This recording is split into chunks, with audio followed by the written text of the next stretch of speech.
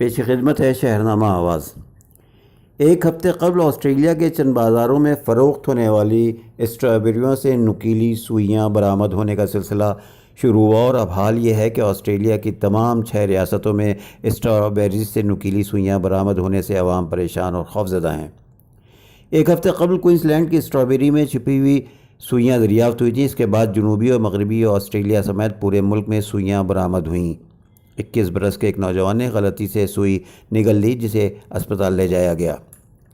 Australia کے مجاز اداروں نے اس زرعی اور تجارتی دہشت گردی قرار دیتے ہوئے عوام سے کہا ہے کہ وہ اسٹرابیری کاٹ کر اچھی طرح تصدیق کر کے ہی کھائیں۔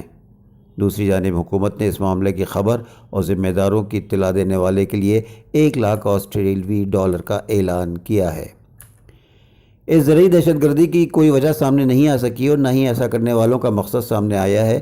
اس مسئلے کی وجہ سے اسٹرابیری کی کاشت کرنے والے کسانوں نے اسٹرابیری کے پیکٹ مارکیٹ سے اٹھا لیے ہیں، اور جہاں اسٹرابیری رکھی ہے وہاں عوامی اعتماد بحال کرنے کے لیے میٹل ڈیٹیکٹرز رکھ دیے گئے ہیں۔ کوئنس لینڈ کے کسانوں کے مطابق شاید سوئیاں اسٹرابیری پیک کرنے والے ایسے ملازموں نے شامل کی ہیں جو کسی بات پر ناراض ہیں۔ وجہ کچھ بھی ہو، اب لوگ اسٹرابیری نہیں خرید رہے ہیں، جس سے اسٹرابیری کی برآمدات میں رک گئی ہے گی۔ شکریہ۔